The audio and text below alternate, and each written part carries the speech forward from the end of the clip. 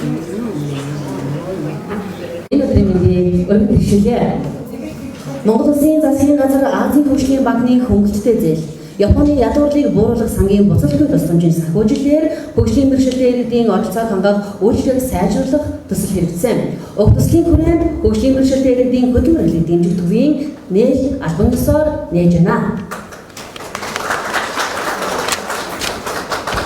Хөгжлийн бэрхшээлтэй иргэдийг хөдөлмөр эрхлэлд бэлтгэх, ажилд зуучлах, ажил мэргэжлийн зөвлөгөө өгөх, мэргэжлийн чиг баримжаа олгох, ажил олгогчид зориулсан сургалт зохион байгуулах, дэмжлэг үзүүлэх, хөгжлийн бэрхшээлтэй иргэдийн хөдөлмөр эрхлэлтийг чиглэлээр судалгаа, инновац болон хөдөлмөрийн сэргээн засал бизнес инкубаторын үйлчлэгийг үзүүлэх чиг бүхий нээлтийн үйл ажиллагаанд хүрэлцэн ирсэн эрхэм хүндэтгэгчдийг та бүхэнд танилцуулъя. Монгол Улсын их хурлын гишүүн, засгийн газрын гишүүн, хөдөлмөр нийгмийн хамгааллын сайд Хөрлөөдрийн Булгантуяа. Азийн хөгжлийн банкны Монгол дахь суурин төлөөлөгч Шинон Колден. Хөдөлмөр нийгмийн хамгааллын яамны төрийн нарийн бичгийн даргын албан үүргийг төр орлон гүйцэтгэгч Баасан Сүрэнгийн Алимаа. Хөгжлийн бэрхшээлтэй хүний хөгжлийн ерөнхий газрын дарга Монголоодрын Маргад Эвтэн. Хөдөлмөр хөгжлийн ерөнхий газрын дарга Зөөгийн Инхол. Хүүхэд гэр бүл хөгжил хамгааллын ерөнхий газрын дарга Тогоогийн Инх Тамируулан хөдөлмөр нийгмийн хамгааллын төв институтын удирдлагууд албан хавчаад хүрэлцээсэн байна. Ингээд хөгжлийн бэрхшээлтэй иргэдийн хөдөлмөр эрхлэлийг дэмжих төвийн албан ёсны нээлтийн үг хэлэн хэмээн Монгол Улсын их хурлын гишүүн, засгийн газрын гишүүн, хөдөлмөр нийгмийн хамгааллын сайд Булгантуяа таныг эндэрт хүргье.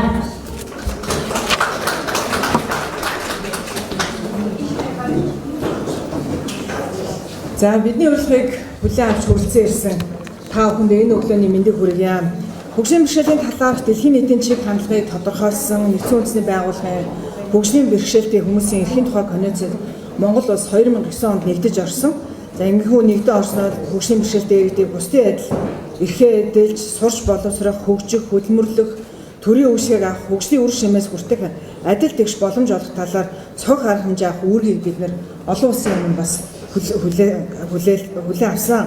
Үндэсний статистикийн хорооны 2023 оны мэдээгээр улсын хэмжээнд 111.2 мянган хөгжлийн бэрхшээлтэй иргэд байгаагаас 88% нь хөдөлмөрийн насны. За эдгээр иргэдээс 30% нь л хөдөлмөр эхэлж байна гэсэн тоо мэдээлэл байна. Хөгжлийн бэрхшээлтэй хүн хөдөлмөрлөхөд зам, нийтийн тавир, барилга байгууламж, үйлчлэгээний хүртээмж, боловсрол, хөгжлийн бэрхшээлийн талаарх нийгмийн ойлголт зэрэг олон зүйл нөлөөлж байна гэж бас манай хөгжлийн бэрхшээлтэй иргэдийн зүгээс үздэг. За Монгол Улсын ерөнхий сайд 2021 онд хөгжлийн бэрхшээлтэй хүүхдийн сэргээн засах хөгжлийн төвд хөгжлийн бэрхшээлтэй иргэдийн төлөөлөлтөд уулзаад энэ талаар нэлээдгүй бид хөрөнгө оруулалт хийх шаардлагатай байна. Хууль эрх зүйн орчны өөрчлөлт хийх шаардлагатай байна. Нийгмийн ойлголтыг бэрхшээлтэй биш, ээлтэй болгохоор бид анхаарч ажиллах шаардлагатай байна гэж үүн дээр Монгол Улсын засгийн газар, Монгол Улсын төр засаг өөрөө манлайлах ёстой гэж үзсэн. Ингээд Монголын засгийн газрын бүх шатны төрийн байгууллагын удирдлагуудад хөгжлийн бэрхшээлтэй иргэдийг авч ажилуулах, эрх зүйн орчныг бас сайжруулах үүрэг даалгаврыг өгсөн. Энэ нь хөгжлийн бэрхшээлтэй иргэдийг ажилтаа орлоготой болгохоос гаднаас төрийн албанд ажиллагчдын хөгжлийн бэрхшээлийн талаарх ойлголт хандлагыг нэмэгдүүлэхэд нэн чухал юм а гэж үзсэн.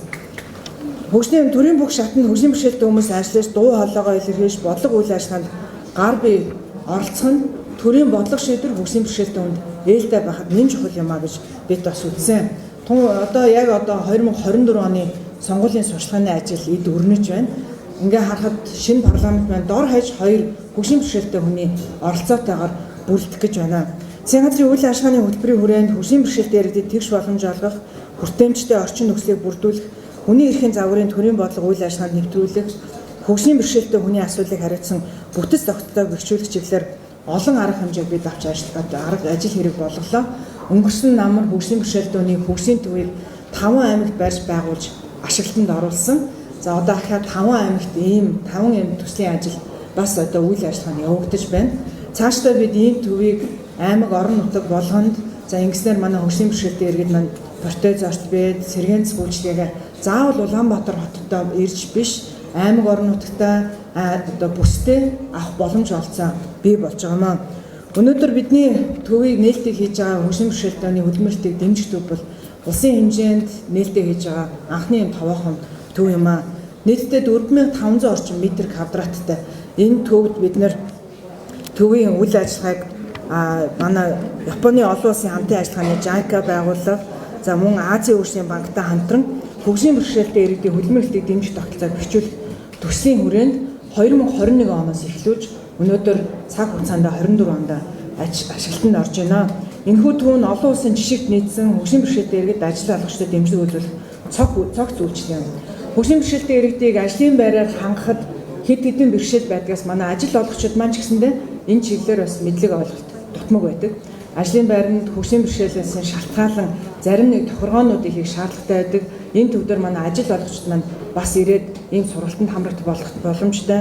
За мөн бид нар энэ төвөөр дамжуулан ажилд зуучлах, ажил мэргэжлийн чиг баримжаа олгох, ажил олгогчдод зориулсан сургалт ба дэмжлэг, ажил мэргэжлийн зөвлөгөө өгөх, оюуны бэрхшээлтэй насан туршид зориулсан өдрийн үйлчилгээ, ажлын байран дээр датлагжуулах, хөдөлмөрийн сэргээнц үйлчилгээ, судалгаа ба инновацийн үйлчилгээ, бизнес инкубатор үйлчилгээ зэрэг ийм үйлчлэгүүдийг үзүүлэхээр төлөвлөж байгаамаа.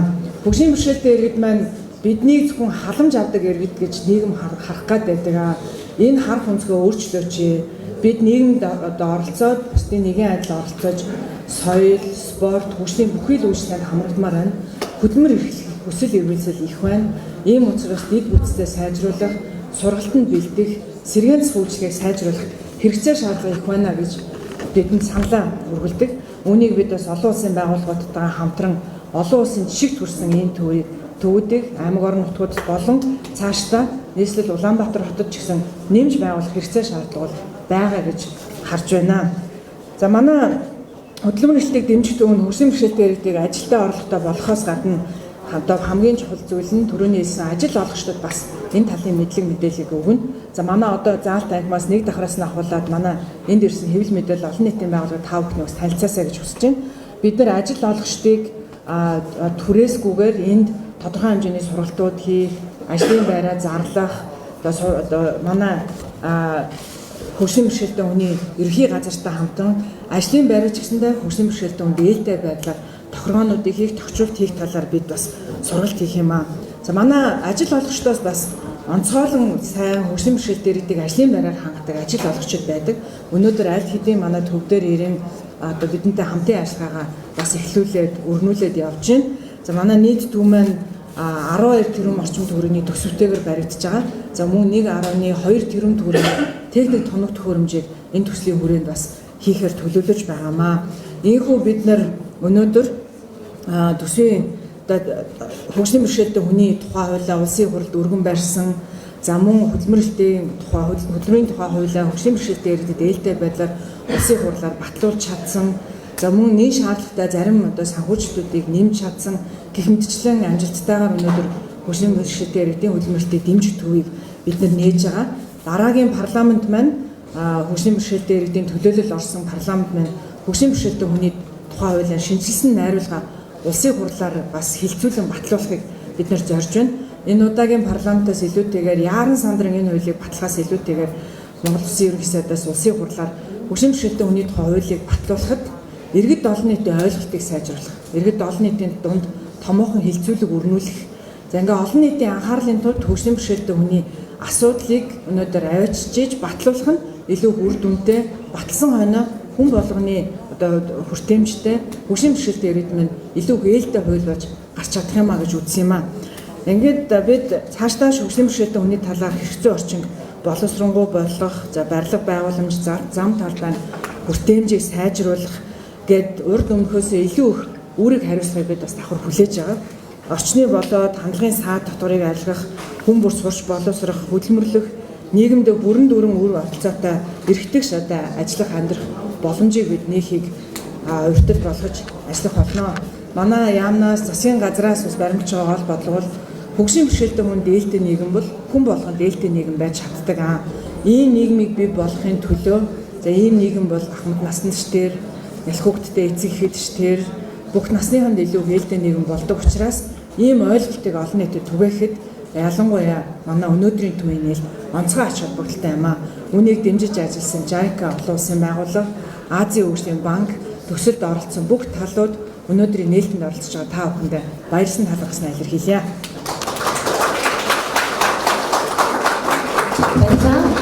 Энэ хөлзийн ясны ярилцлагаас очоод төлөөлж үг хэлнэ хэмээн Азийн хөгжлийн банкны Монгол дахь суурин төлөөлөгч Shannon Cole таныг эндэртэрье. Бүгд халуун халуун ашиглалтаа бий.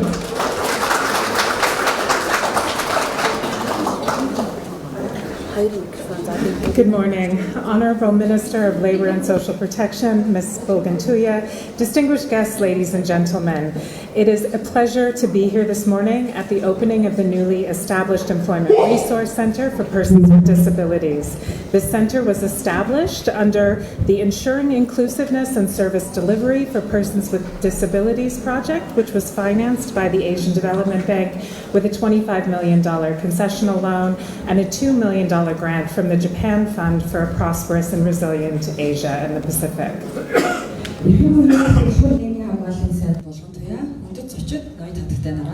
Хөгжлийн бэрхшээлтэй иргэдийн хөдөлмөр эрхлэлтийг дэмжих төвийн нээлтийн маань арга хэмжээнд оролцож байгаадаа бид маш их баяртай байна. Энэ тухайн Азийн хөгжлийн банкны 25 сая Америк долларын хөнгөлөлттэй зээл болон цэцэглэн хөгжсөн эрсдэл төсвөртэй Аз намхан далайн бүс нутгийг зохицлох Японы сангийн 2 сая Америк долларын буцалтгүй тусламжийн санхүүжилттэй хөгжлийн бэрхшээлтэй иргэдийн оролцоог хангах үйлчилгээг сайжруулах төслийн хүрээнд байгуулагдсан юм.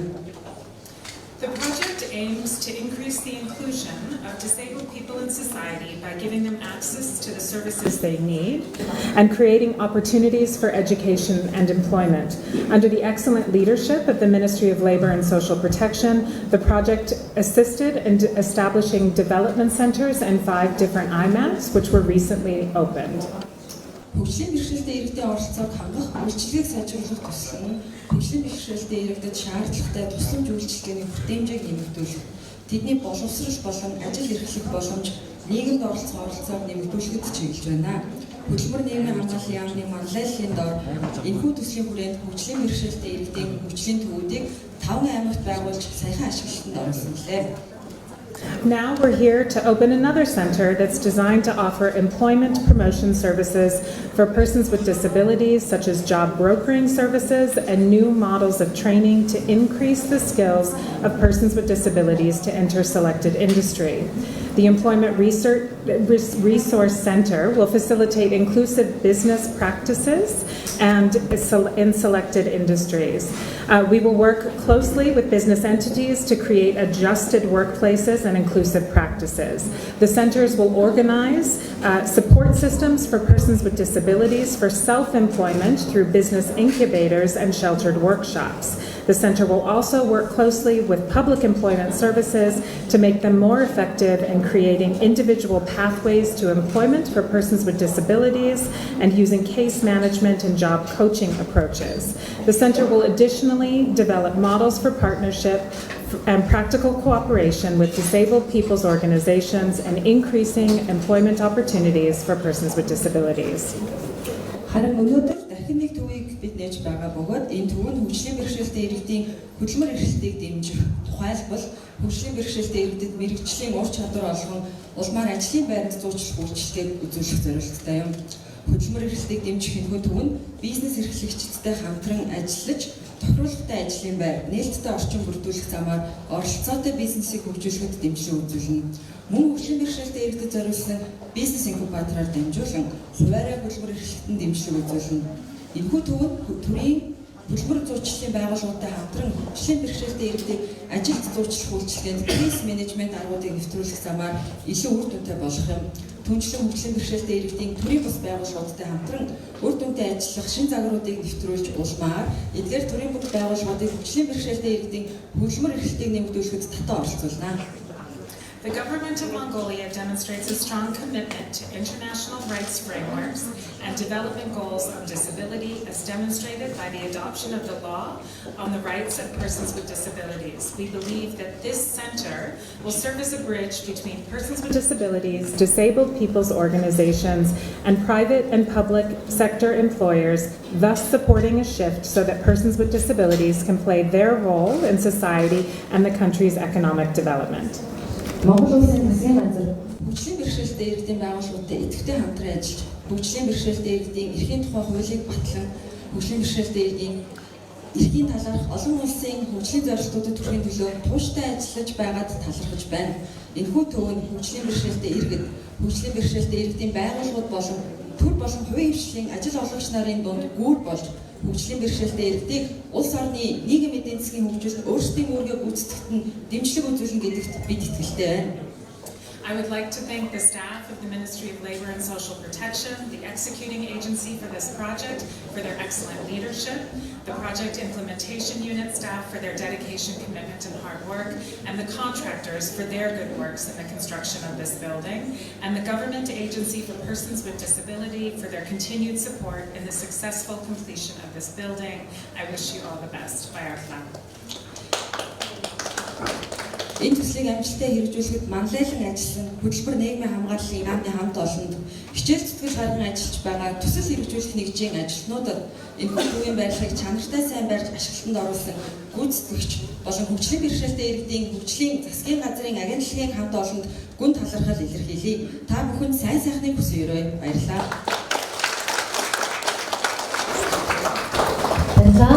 Хөгжлийн бэрхшээлтэй иргэдийн хөтөлбөр дэмжих гайхалтай төв нэвтэж байгаад манай хөгжлийн бэрхшээлтэй иргэд маань туйлын их баярлаж хүлээж авч байгаа. Тэгээд тэдгээрийн төлөөлөл болгож Ганбаатар үг хэлнэ таныг урьж байна. Санаа нэг хэмээн.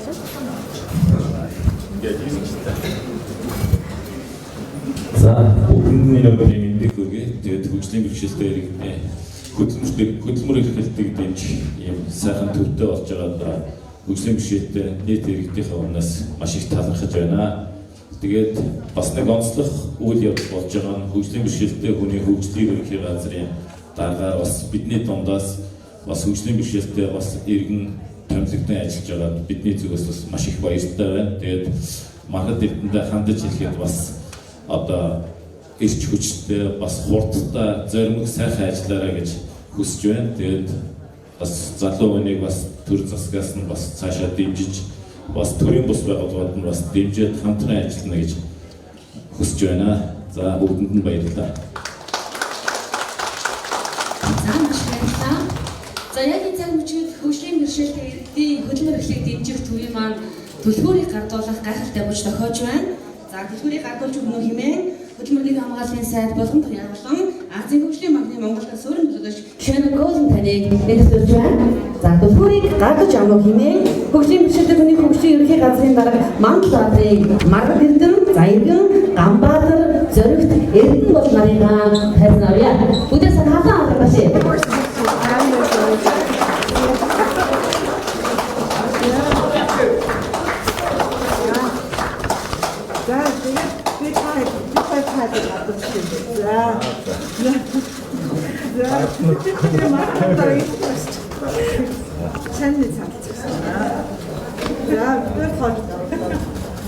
За энэ хөгжлийн бэрхшээл иргэдэд хөтөлбөр эрхлэлийн үйл чиглэлийн чиглэлээр дэмжлэг үзүүлэх төвийн төлхөөрийг албан ёсоор гардуулж өглөө.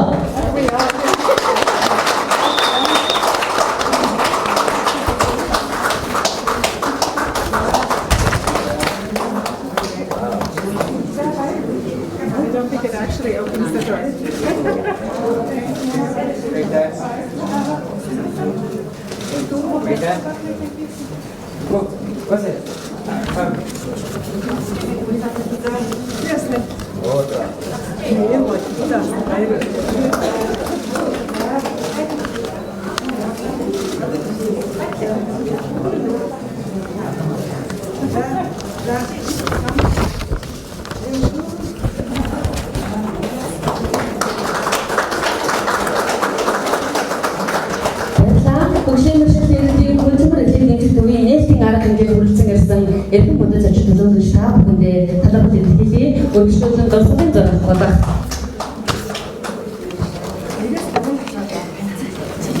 За хүртсэн ирсэн зочин маань 1-3 давхар хүртэлх чөлөөтэй явж танилцуулж болно шүү. Тэгээд та бүхэнийг урьж байна.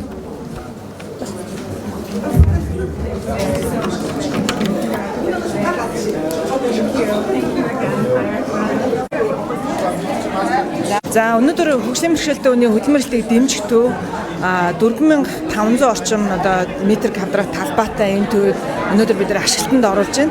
За энэ төвд бол манай хөгжлийн бэрхшээлтэй иргэдийн хувьд төрөл бүрийн сургалтанд хамрагдах. За өнөөдөр IT-ийн кабинет, мужааны кабинет, оёдлын кабинет, за мөн зарим ажил олгогчид маань бидэнтэй хамтраа техник тоног төхөөрөмжүүдээ байршуулад жишээлбэл эвсэг кашмаар аль хэдийн техник тоног төхөөрөмжөө байршуулад эндээс өөрөө өөрснийхөө ажиллах боловсон хүчиндээ бэлтгэж аваад ажлын байрандаар гаргах ийм сургалтуудыг бид нар зохион байгуулна. За мөн үүнээс гадна манай ажил олгогчид маань хөгжлийн бэрхшээлтэй иргэдэг ажлын байрандаар авахд бас тодорхой хэмжээний сургалтууданд өөрснөө хамрагдах шаардлагатай байгаа даа. Жишээлбэл харааны бэрхшээлтэй хүн зориулж, дотгуур эрхлэлний бэрхшээлтэй хүн зориулж ямархуу тохируулгуудыг хийх ёстой вэ ажлын байран дээр гэдэг талаар ажил олгогчид маань бас төдийлөн мэдлэг мэдээлэл тутмаг байгаад байдаг. Тийм учраас манай 8 давхар төв бол манай хөгжлийн бэрхшээлтэй иргэдээс гадна хөгжлийн бэрхшээлтэй иргэдэг ажлын байранд хамруулах сонирхолтой ажил олгогч нарын хамтын төв болж өнөөдөр нэгдэж байгаамаа. За энэ төв дээр манай ажил олгогчид маань ч гэсэндээ өөрснөө ирээд үн төлбөргүйгээр түрээсгүйгээр тодорхой тал хэсэг талбайгуудыг нь ашиглаад сургалтаа явуулах, за ажлын өдрөлгөө зохион байгуулах гэх мэтчлийн ийм арга хэмжээнүүдийг авах боломжтой. За мөн энд манай одоо IT, тоног төхөөрөмжийн засвар гэх мэтчлэн олон төрлийн сургалтууд өмнө нь бидрэгч байгаа заал тайван багтай явуулж чадахгүй, том хэмжээнд явуулж чадахгүй байсан ийм сургалтуудыг бид нар одоо томоохон хэмжээгээр зохион байгуулахаар олон хүнийг оролцуулсан байдлаар зохион байгуулахаар төлөвлөж байна.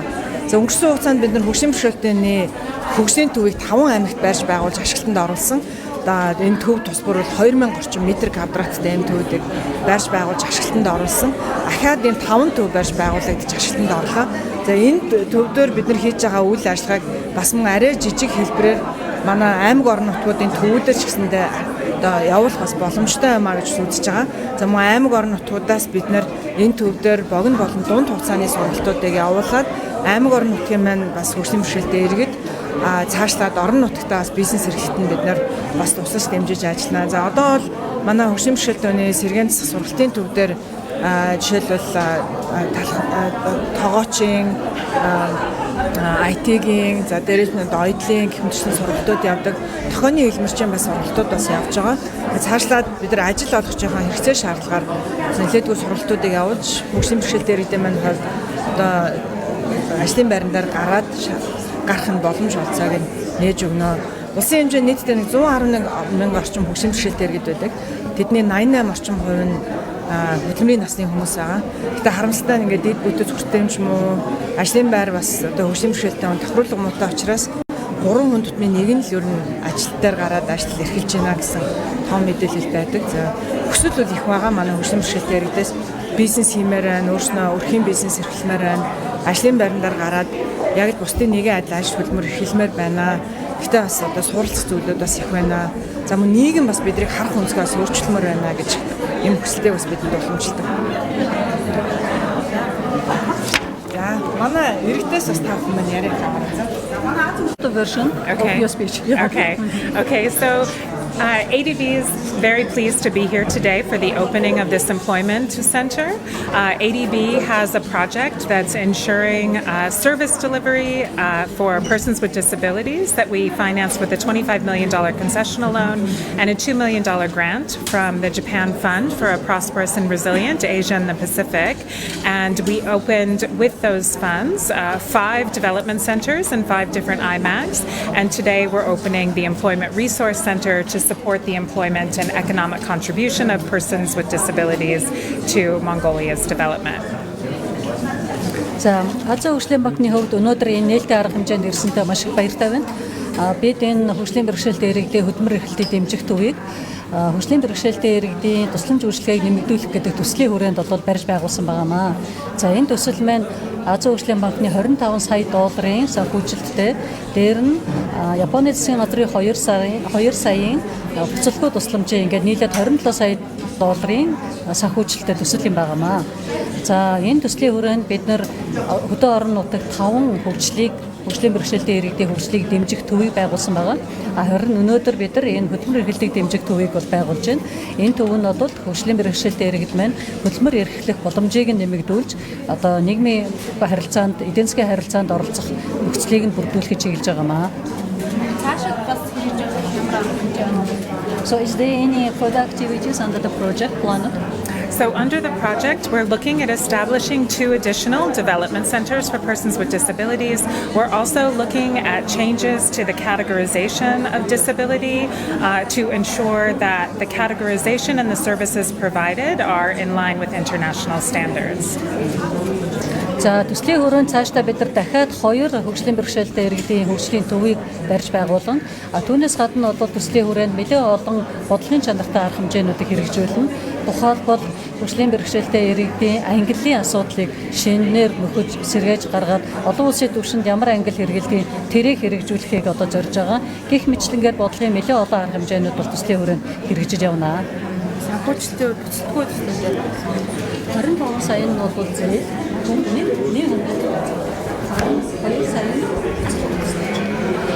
Нэг төслийн хаянд байх нь одоо ингээд өнөөдөр нийтдээ ямар сэтгэлтэй нас төслийн өөрийнхөө баяртай үйл явдал. So how you feel personally about this event today? Personally, I'm always gratified when we're able to complete one of our projects.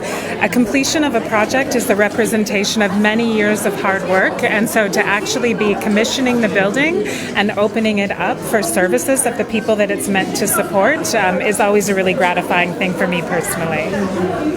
За мэдээж хувийнхээ хувьд би бол маш их баяртай байна. Яагаад гэвэл энэ барилгыг нээн ашиглалтанд оруулна гэдэг бол асар олон жилийн нөр их хөдөлмөрийн үр дүн юм байна.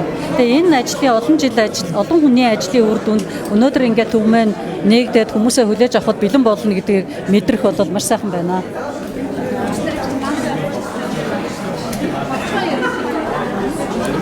Нэг 5 аймагт одоо хөгжлийн бэрхшээлтэй иргэдийн хөдөлмөр эрхлэлтийг дэмжих юм төв байгуулагдсан шүү дээ. Тэгээ одоо Улаанбаатар хотод анх удаа энэ төв байгуулагдаж байна. Тэгээд энд нь одоо хөгжлийн бэрхшээлтэй иргэдийн өмнөөс маш их баяртай байна. Тэгээд яг нь хөгжлийн бэрхшээлтэй хүмүүсийг хөдөлмөр эрхлэхэд одоо бэлтгэхээс гадна нэг одоо тэр яг хөгжлийн бэрхшээлтэй хүнийг ажилд авж байгаа тэр хамт олон хөгжлийн бэрхшээлтэй хүнтэйгээ яаж харьцах талаар айгүй нэг ойлголт дутмаг байдаг. Тэгээд дээр нэг хөгжлийн бэрхшээлтэй хүнийг ажилд ороод ирэхээр нөгөө хамт олон чи ингээд одоо шууд харьцаасаа жоох ингээд имэх ч юм уу те нэг санаа зовоод ингээд нэг байгаад. Тэгэхээр энэ хөдөлмөр эрхлэлтийг дэмжих төв дээр нь одоо яг тэр хамт олонд нь зориулсан сургалтууд явагдаад тэгээд дээр нь хөгжлийн бэрхшээлтэй хүн энэ ч ажилдаа бэлтгэгдээд хамт олон дээр очиход хамт олон чинь тэр хүнтэйгээ харьцах мэдлэгтэй болцсон байх учраас нэг шууд өөрсдийнхээ хамт олонны юунд оруулаад ажиллаад явчих боломжтой болчих. Тэгэхээр тэр нь айгүй гоё давуу тал санагдаж байна. Тэгээд яг бас нэг баярлууштай зүйл байгаа нь тэр нь болохоор нэг хөгжлийн бэрхшээлтэй хүмүүсийг урд нь хөдөлмөрт бэлтгэх гэхээр одоо гар урлалч байд юм уу те дандаа ийм нэг уламжлалт аргаар нэг нийт дээр нийгмээрээ одоо яг тэр тал дээр айгүй нэг хөгжлийн бэрхшээлтэй хүн гэхээр гар урлал сур шүлд гэж дандаа тэгж үздэг те. Тэгэхээр одоо хөдөлмөр эрхлэлтийг дэмжих одоо энэ төв дээр нь болохоор одоо яг сүүлийн үеийн одоо яг энэ хөгжлийн бэрхшээлтэй зах зээл дээр одоо яг нэг хамгийн их эрэлттэй байгаа тэр ажлын байруудаар бэлтгэнэ гэдэг нь одоо шууд хөгжлийн бэрхшээлтэй бэлтгэгдээд яг тэр зах зээл дээр эрэлттэй байгаа ажлын байруудад шууд нэг ороод явчих боломжтой гэж. Тэгэхээр айгүй давуу талтай. За тэнийг иргэн гамбат тэрэгцтэй иргэдийн үндэсний холбоо. Би гамбат. Тэргүй юм аа. Гүг ажил.